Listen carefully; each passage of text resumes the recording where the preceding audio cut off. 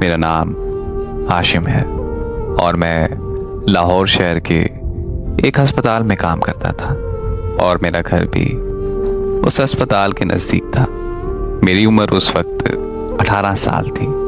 हमारे रिश्तेदारों को अस्पताल में अगर कोई काम होता था तो वो अक्सर मुझे कहा करते थे।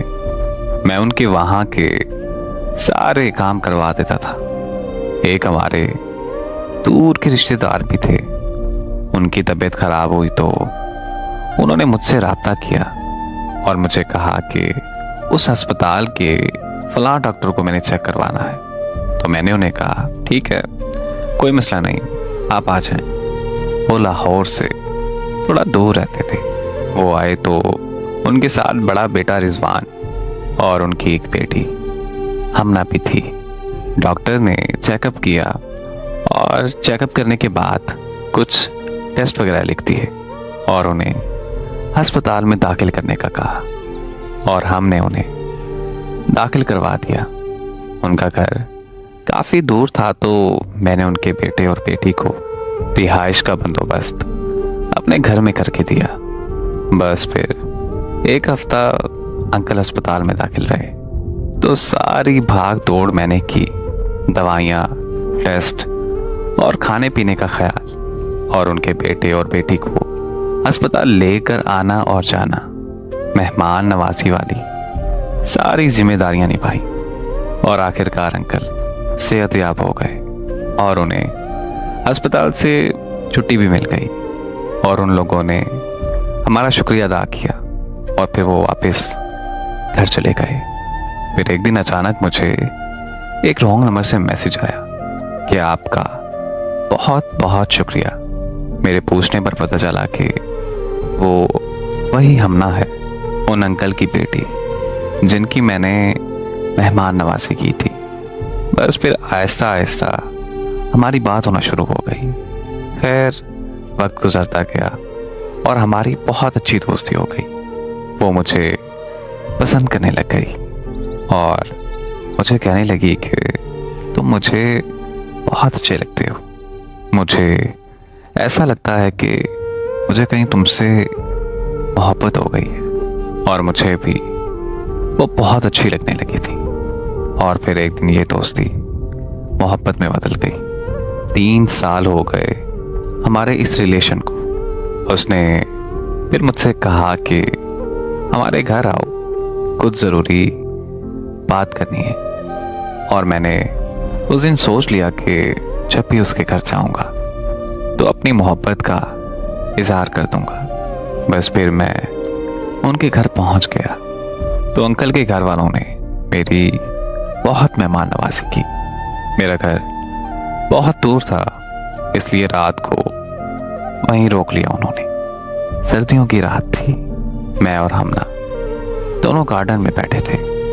मैंने हमना से कहा कि मुझे कुछ कहना है तुमसे। वो कहती हाँ बोलो। मैंने हमना से कहा कि मुझे तुम बहुत अच्छी लगती हो और मैं तुमसे बहुत मोहब्बत करता हूँ और तुमसे निकाह करना चाहता हूँ।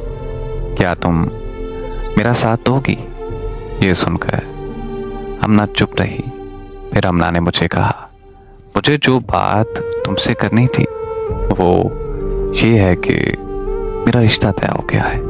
मैं तुमसे मजीद कोई ताल्लुक नहीं रख सकती। अब हमें एक दूसरे के बगैर ही रहना होगा।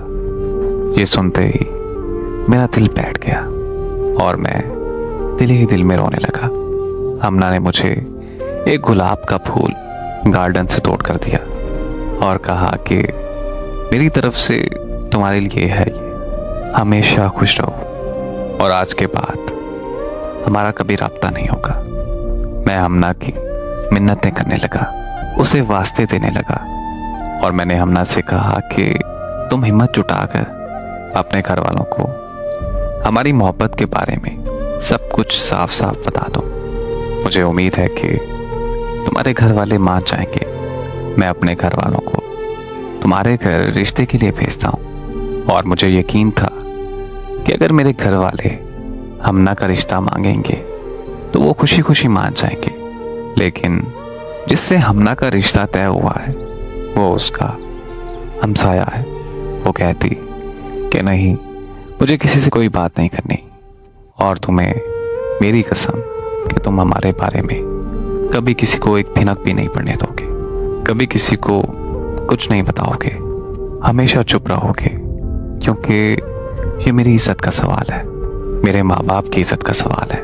और वैसे भी वो मेरे घर के पास है। शादी के बाद तुम्हारे साथ और नहीं रहना चाहती। मैंने हमना की बहुत मिन्नतें की, लेकिन उसने मेरी एक ना सुनी, और उसने फिर हमेशा के लिए अलैदगी का फैसला कर लिया।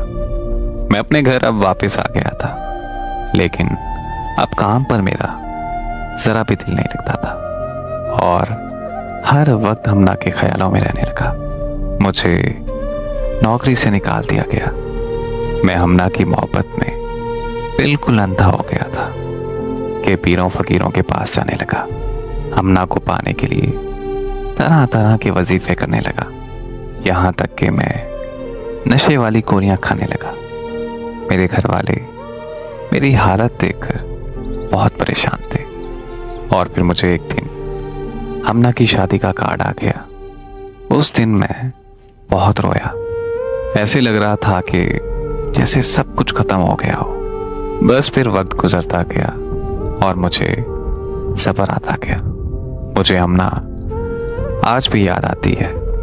जब वो मुझे याद आती है ना, तो मेरी आंखों से आंसू रुकने का नाम तक नहीं लेते।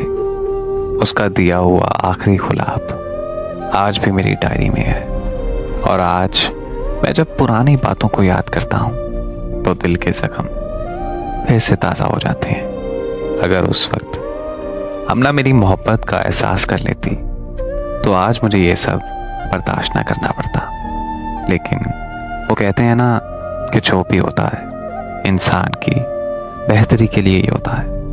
अब मैं पहले से कई ज़्यादा मजबूत हो गया हूँ, और अल्हम्दुलिल्लाह आज अपना कारोबार है। बस आखिरी बात यही कहूँगा कि हमना के जाने के बाद मुझे कभी किसी से मोहब्बत नहीं हुई।